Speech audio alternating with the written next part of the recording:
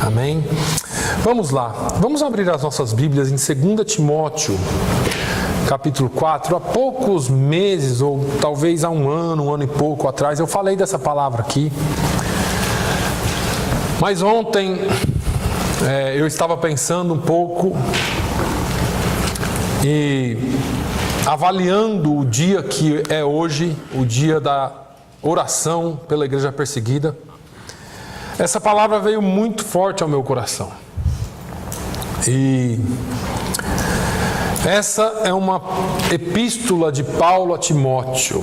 Paulo está preso em casa aqui.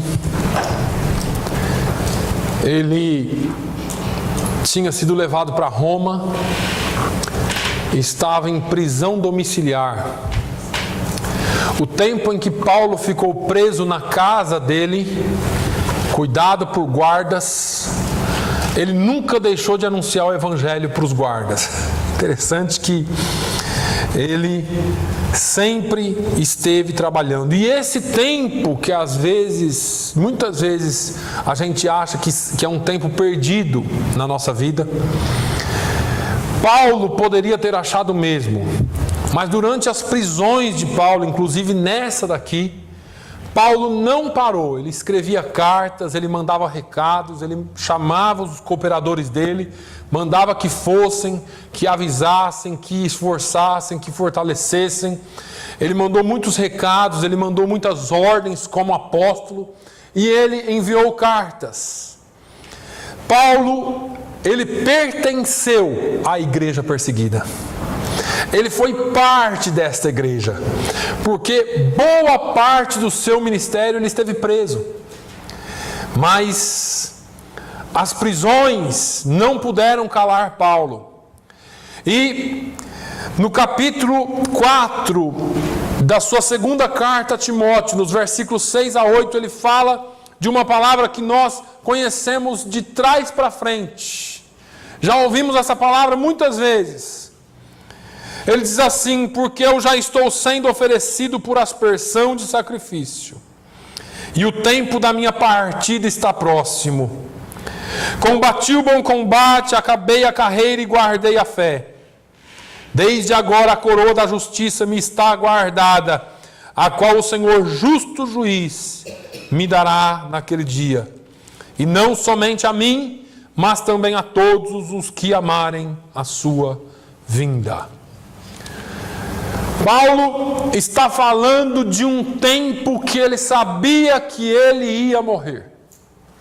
Ele não estava doente, ele não estava velhinho, mas ele sabia que o momento dele estava chegando. Ele já tinha ouvido alguns comentários de que o imperador ia cortar-lhe a cabeça. E ele, sabendo que ele seria executado, ele escreve para Timóteo. Se você continuar lendo, o final desse capítulo é triste. Você vê um homem entristecido, você vê um homem abatido pela aproximação ou pela proximidade da morte.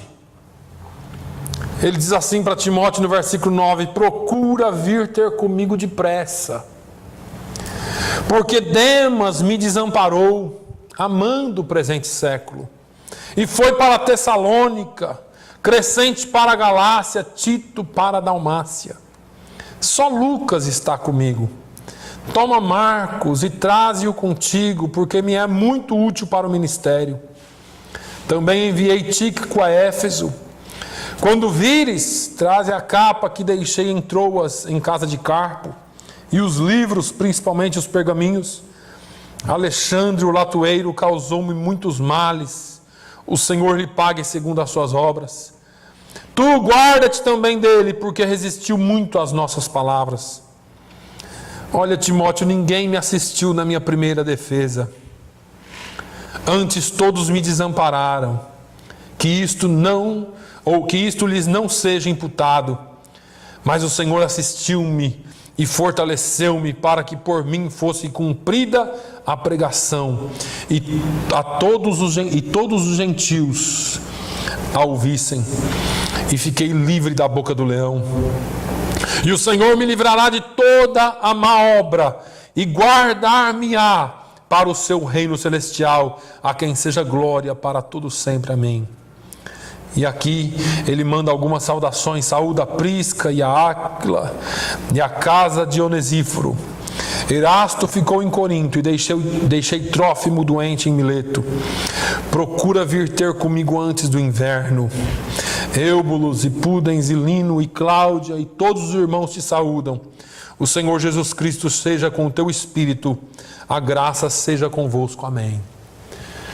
É interessante que Paulo está pronto para morrer.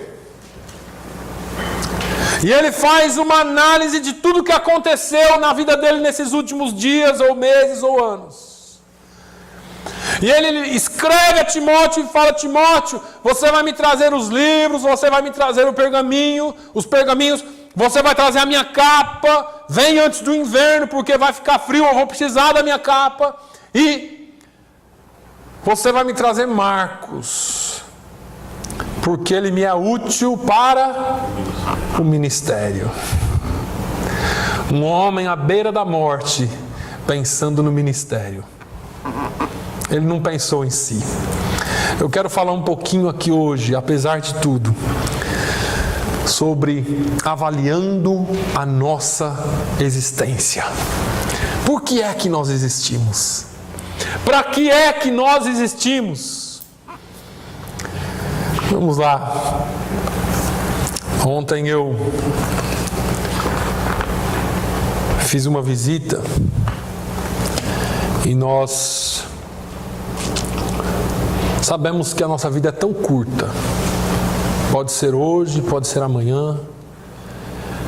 E depois você começa a pensar, e eu estava com a minha esposa fazendo algumas coisas que a gente precisava fazer e minha cabeça não parava de pensar em algumas coisas. E quando nós pensamos na vida sob a perspectiva de que nós vamos morrer um dia, sob a perspectiva de que pode ser hoje, de que pode ser amanhã, quais são os valores que realmente importam para nós?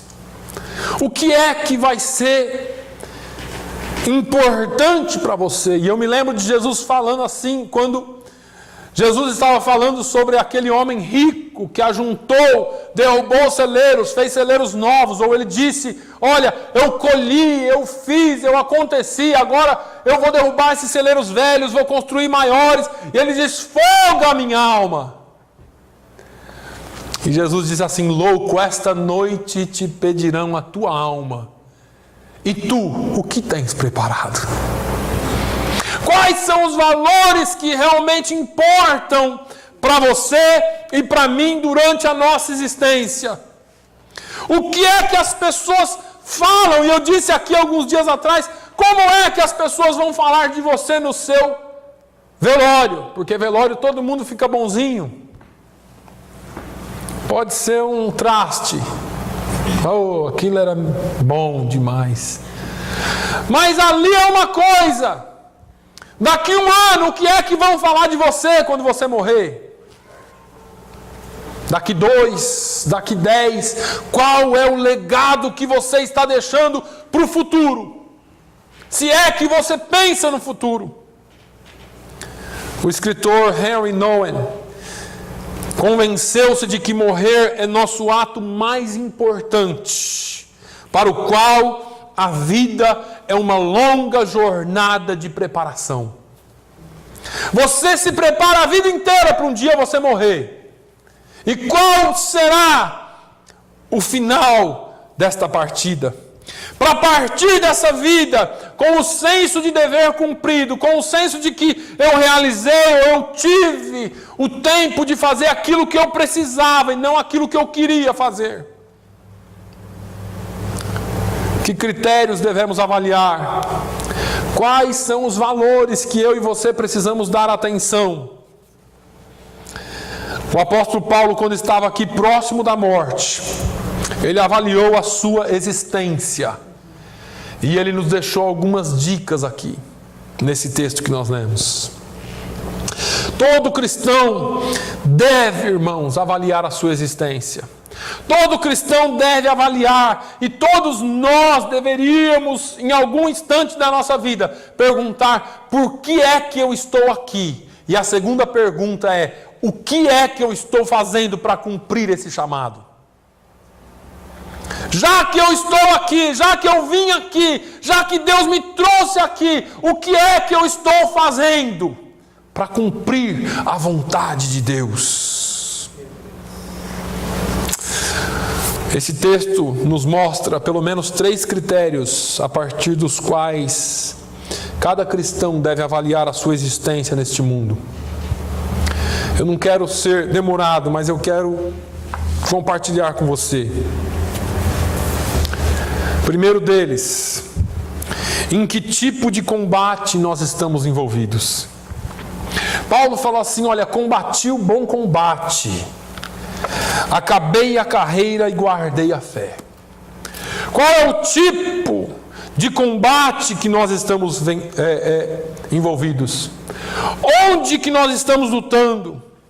Existe uma outra possível tradução para esse texto que diz: lutei uma nobre competição, ou uma nobre luta. A luta na qual você está envolvida, ou envolvido, você poderia dizer que essa luta é nobre, ou você está vivendo por viver? Tem uma música no Brasil que diz: deixa a vida me levar. E assim estão vivendo muitos crentes. Deixa a vida me levar. O que vier, veio. Eu não quero nem saber, eu vou vivendo, sabe? Pessoas sem sentido de vida, pessoas sem propósito, pessoas sem visão do futuro. E é assim que a igreja cristã caminha, infelizmente. Uma maioria de crentes não pensa no futuro. Na nossa existência, devemos decidir em qual combate queremos nos envolver. Se nós queremos realmente nos envolver no combate para o qual nós fomos chamados, ou se nós vamos nos acovardar e deixar o combate de lado. Paulo se envolveu num combate que ele diz bom combate, ou nobre luta, deixando implícito aqui que existe um mau combate. E eu mudaria e diria que existe um mau combatente. Porque para se envolver num bom combate, você precisa ser um bom combatente. Muitos não querem se envolver nesse mau combate, ou nesse bom combate, não é? Mas qual é o mau combate? Vamos lá. É aquele combate no qual as pessoas entram apenas pensando em si mesmas. Não tem nada a ver com os dias de hoje, viu, irmãos? Eu só estou fazendo aqui uma alusão, porque hoje em dia ninguém pensa em si mesmo. Hoje em dia todo mundo pensa no próximo. Buscando coisas de valores transitórios e desprezando as coisas de valores eternos, nas quais envolvem pessoas, gente. Eu disse aqui que Deus criou as coisas para serem usadas e as pessoas para serem amadas. O ser humano inverteu isso. Ama as coisas e usa as pessoas. E nós vivemos neste mundo onde objetos, carros, coisas, fama, poder, riqueza é amado.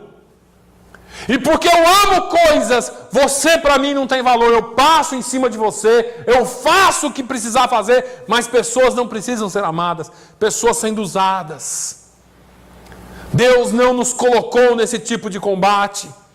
Não existe um combate honroso, ou não é honroso, ou não é bom para um combatente entrar nesse tipo de combate. E eu estou falando nisso, irmãos, porque muitas vezes nós nos pegamos ou pensando, ou agindo, ou fazendo coisas que nos leva a entender que estamos combatendo o combate de forma errada.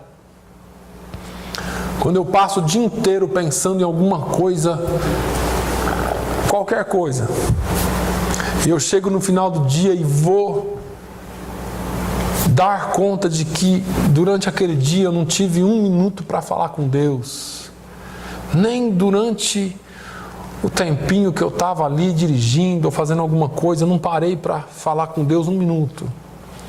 Eu não abri a minha boca para pronunciar um louvor a Deus. Eu não usei a minha vida para ser exemplo ou luz para alguém que estava do meu lado. Eu não aproveitei a oportunidade que eu tinha de falar de Jesus para alguém.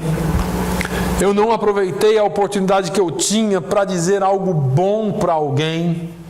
E às vezes esse falar de Jesus, às vezes nós sabemos as limitações de cada um, porque nem sempre a pessoa se sente à vontade de falar de Jesus, mas às vezes uma palavra diferente, de carinho, de amor, de compreensão, de cuidado que você der para alguém, a pessoa vê algo diferente em você. Às vezes nós chegamos no final do dia, ou deita à noite e fala: Jesus, obrigado pelo dia, e você se dá conta de que durante o dia todo você não teve um segundo ou uma palavra com Deus. E que os nossos objetivos naquele dia foram todos terrenos. Avalie que tipo de combate você está envolvido. Qual é o tipo de luta que você está envolvida? O combate de muitas pessoas nos nossos dias tem sido no sentido de acumular para si bens, riquezas, tesouros, poder, conseguir fama. Agora, esse não é o bom combate. Muita gente só consegue enxergar dois tipos de pessoas nesse mundo: os vencedores e os perdedores, na visão humana. E a maioria das pessoas querem se firmar ou quer se firmar no grupo dos vencedores. E para ser vencedores usamos os padrões do mundo. O que é ser vencedor para você? Ser vencedor para mim é atingir o topo da minha carreira, é ter uma casa boa, um carro bom, dinheiro guardado no banco, talvez alguns imóveis para os meus filhos no futuro, e isso é bom, mas isso não determina um vencedor, porque tem gente que é tão pobre que tudo que eles têm é dinheiro. Tem gente que não tem nada mais do que isso. E a sociedade, a cultura da nossa época, a mídia, tudo nos incita a isso.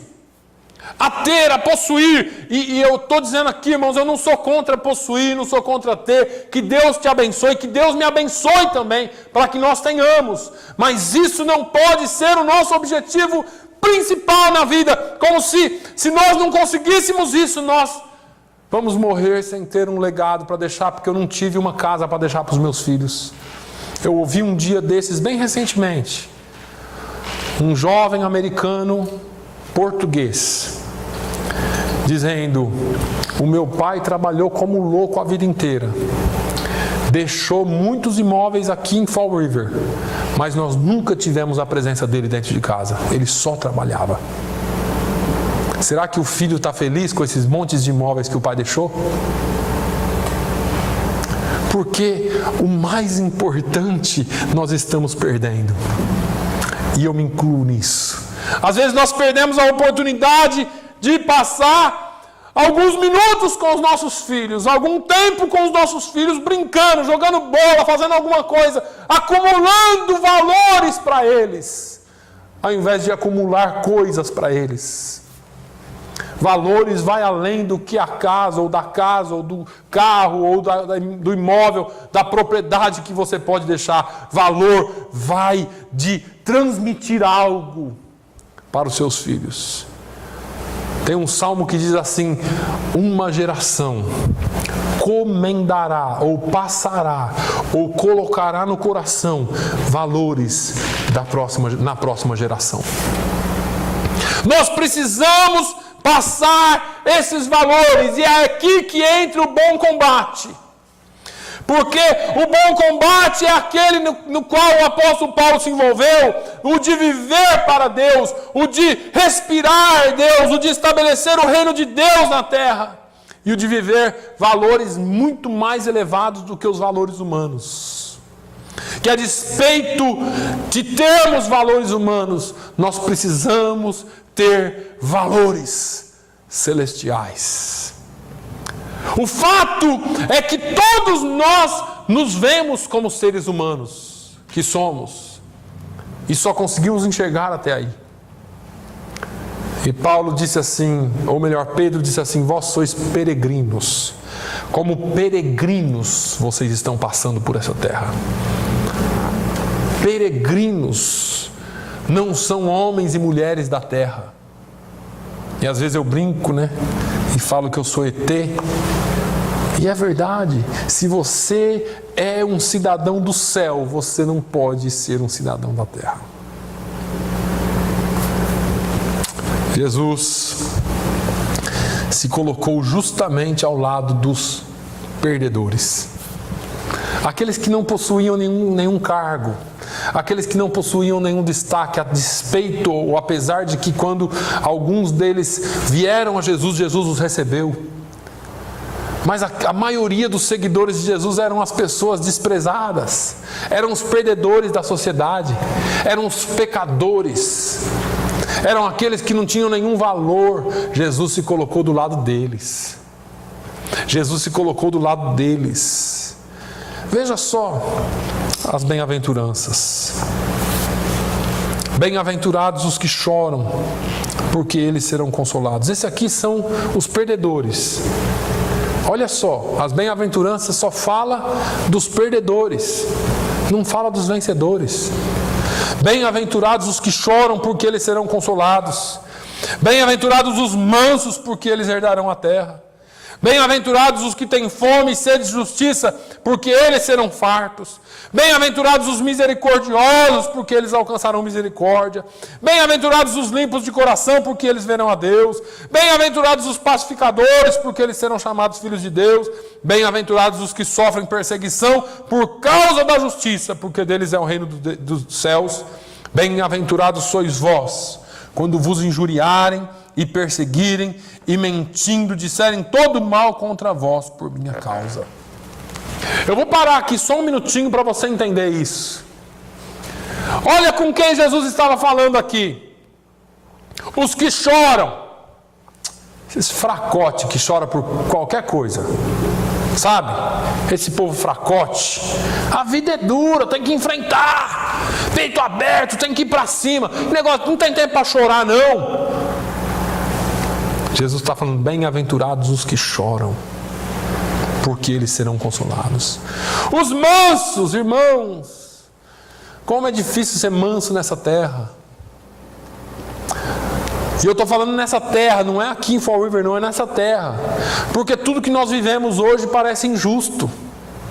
A justiça deixou de valer. Você pega a notícia, o bandido tem direitos, o certo não tem direito. A população correta está cativa dos incorretos. Mas Jesus ainda está falando: bem-aventurados os mansos, porque eles herdarão a terra. Não é quem rouba, não é quem mata, não é quem é violento, são os mansos que herdarão. Bem-aventurados os que têm fome e sede de justiça. Está tudo enrolado, mas você ainda tem fome e sede de justiça. Você ainda busca por dizer assim: eu queria tanto que esse negócio fosse certo, eu queria tanto que isso fosse justo, eu queria tanto que... E tem outras visões aqui, mas eu estou só falando da nossa mais curta visão que podemos ter. Bem-aventurados os misericordiosos. Irmãos, o que está em falta de gente misericordiosa hoje? Sabe por que a misericórdia foi embora? Porque nós somos pessoas, como que fala? Self-centered. Como? Egoístas. Nós pensamos só em nós mesmos. Nós queremos só misericórdia. Ele que se vire para lá. Cada um cuida do seu. Cada um por si, Deus para todos. E assim nós vamos vivendo. Assim nós vamos passando. E assim nós vamos atropelando a palavra de Deus. Bem-aventurados os limpos de coração. E é tão difícil, irmãos, nessa nossa geração, ter o coração limpo. Porque nós somos envolvidos na malícia, nós somos envolvidos em tudo que você possa pensar de esperteza. O limpo de coração é taxado de idiota, de estúpido. Isso é um bobo. O mundo é dos espertos, não é? O mundo é dos espertos. É isso que nós estamos vendo hoje. Bem-aventurados os pacificadores. Irmãos, crentes precisam ser pacificadores. Ao invés de colocar gasolina para apagar o fogo, você precisa carregar um balde de água para apagar fogo. Tem crente apagando fogo com gasolina. Uma coisinha falou do Senhor, viu? Aí você vai lá na coisinha, o pastor Nilo falou da coisinha, viu? E fica. É uma pacificação só. Em vez de colocar logo panos quentes, falar assim, irmão, vamos orar.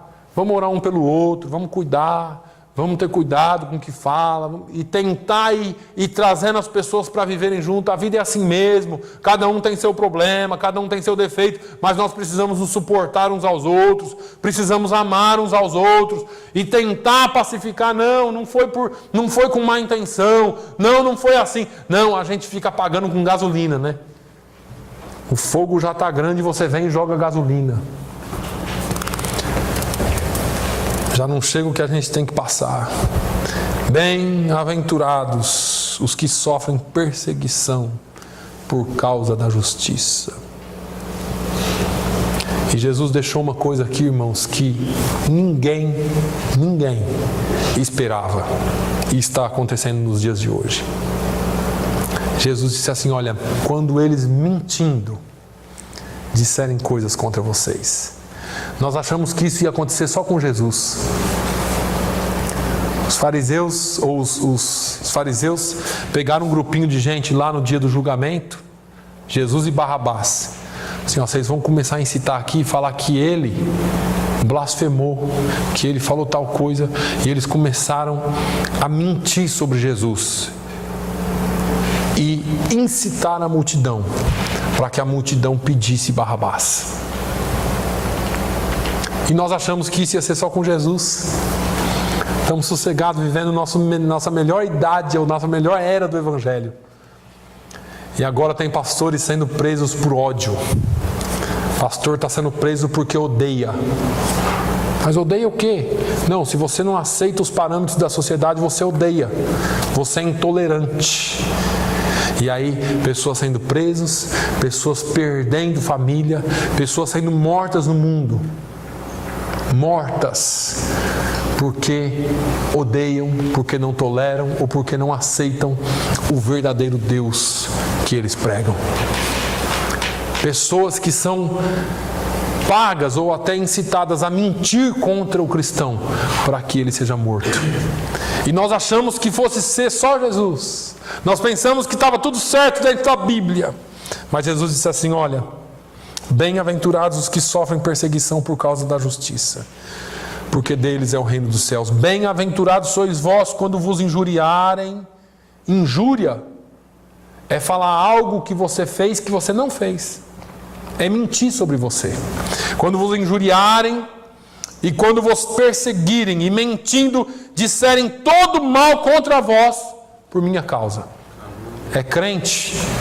Vamos inventar umas mentiras aqui que eles falaram, que eles fizeram, mas nós não queremos esses crentes no nosso caminho. E assim está acontecendo. E assim estão criando coisas contra o povo de Deus. E eu te pergunto hoje, qual é o tipo do combate que você está envolvido? Você vai ser fiel nesse combate ou na hora que bater na sua porta você vai se acovardar? Paulo estava preso escrevendo isso. Combatia o bom combate. O bom combate de Paulo foi ser açoitado, foi ser perseguido, foi ser preso e foi ser morto. E ele disse, combati o bom combate. Mas o próximo critério para esse bom combate está aqui. Em que ponto da carreira eu e você pretendemos chegar? Porque muitas vezes nós somos os tipos de crentes que variam ou que tem ondas, né? Crentes com onda. Um dia está lá em cima, outro dia está aqui embaixo. Mas onde é que você vai chegar com isso?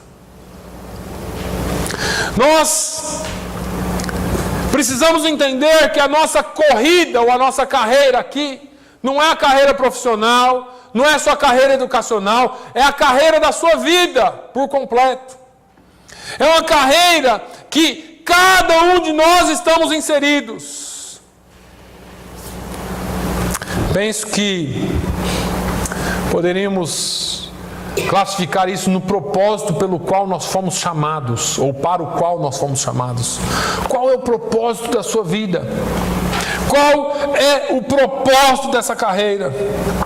Paulo disse, olha, eu completei essa carreira, eu acabei essa carreira, eu terminei a minha corrida.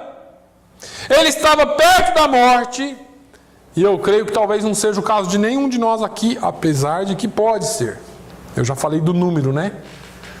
Quando você vai lá na fila do Stop and Shop lá do Deli, pegar peito de peru, pegar algum frio lá, você pega um número, né? E fica esperando chamar lá o número 20. E quando a gente nasce, cada um de nós recebe um número desse, na fila. Só que a gente não sabe que número que é. E aí um dia ele chama 204. E era você, e você não sabia. Está na sua vez de subir e de se apresentar diante do trono de Deus. Cada um de nós, quando nasce, pega um número. Só que a gente não sabe a nossa posição na fila. E a gente fala assim, eu não pretendo morrer tão cedo, mas qual é o seu número? Qual é a sua posição na fila de partida? E quando você chegar no momento, como é que vai ser, ou como é que está a sua carreira? Você continua na corrida da vida, na caminhada rumo a cumprir totalmente o propósito para o qual foi chamado? Ou será que você já se acomodou e está quase desistindo de correr essa carreira que te está ou que nos está proposta? Como é que nós estamos correndo a carreira?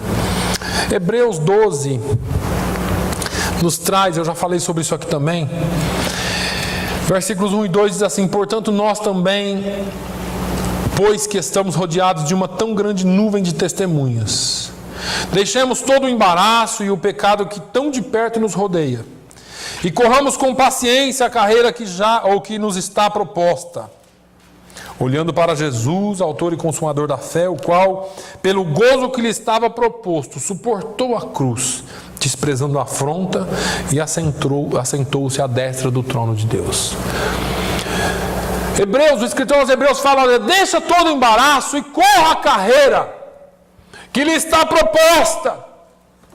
Olha para Jesus, que mesmo sabendo o que ia passar, só que ele sabia o que estava na frente, pelo gozo do que estava por vir, ou daquilo que lhe estava proposto, suportou a cruz, desprezou a afronta e assentou-se à destra do trono de Deus.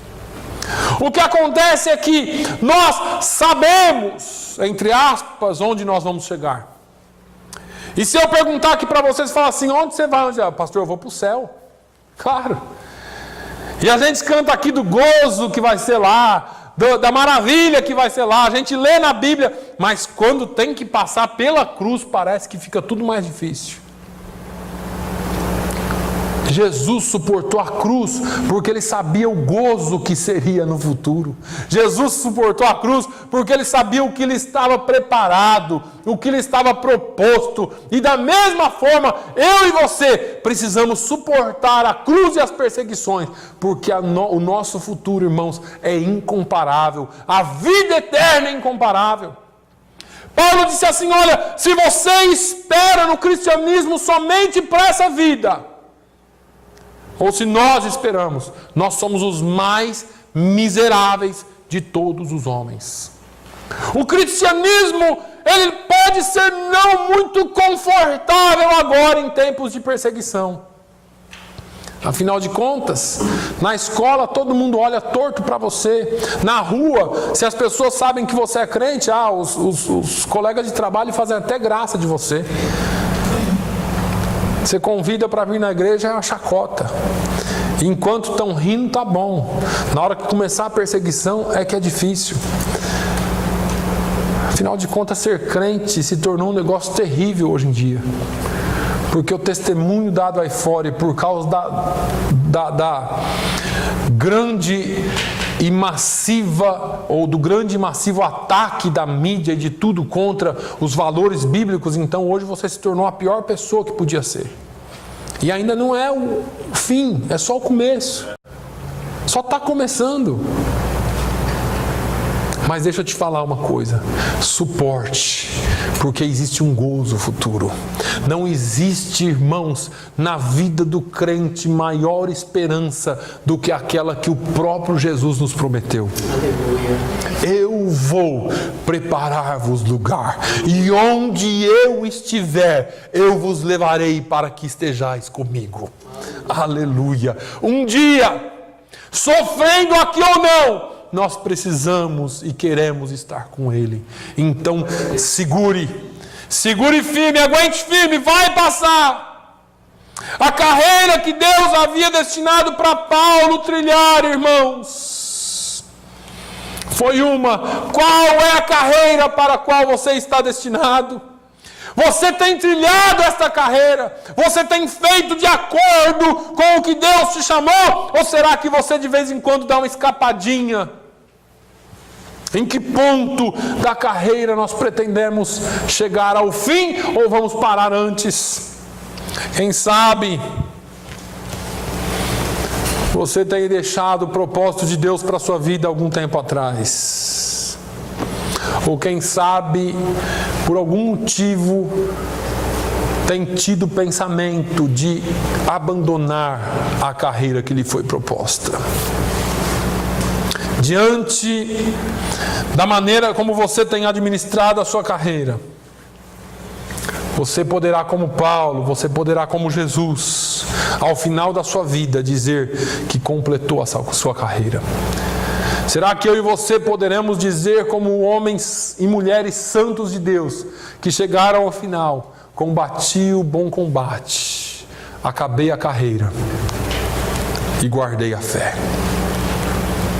Para terminar, como é que nós vamos lidar com a fé que um dia decidimos abraçar? Será que o final vai ser guardei, conservei essa fé até o fim? Jesus, quando fala com João no Apocalipse, ele diz, olha, para todas as igrejas, ele diz, ao que vencer. Ao que vencer, ele promete cada coisa para cada um, mas o início é ao que vencer. Dar-lhe-ei a sentar-se comigo no trono do meu Deus. Ao que vencer, farei coluna no templo do meu Deus. E assim por diante. Ao que vencer. Não é a quem começou a corrida.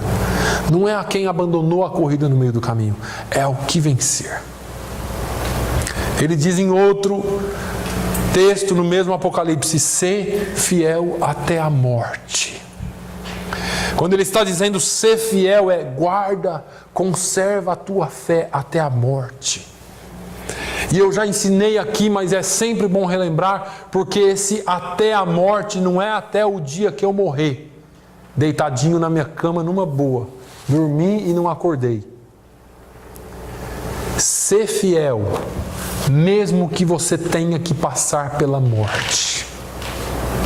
E aí é uma diferença. Porque muitas vezes nós pensamos que nós vamos... Todo mundo fala assim, eu queria morrer dormindo. Você nem vê morrer, você acorda no céu. E se for num atropelamento? Nossa, pastor, tá amarrado. É assim. Os crentes são assim. E se for um tiro? E se for um câncer? É Deus Pai. É assim. E a gente leva desse jeito. Mas se for assim, ainda assim, você precisa guardar a sua fé. Uma das coisas mais lindas que pode acontecer na vida de um homem ou de uma mulher de Deus, é mesmo no momento de dificuldade, ele dizer assim: eu sei em quem tenho crido, eu sei que eu vou herdar a coroa da vida, eu sei que isso é só um momento, eu não vou desistir. Precisamos guardar a fé, precisamos conservá-la mediante aos ataques de ceticismo que nós estamos vivendo. O mundo hoje é anti-fé, é cético, só acredita no que vê.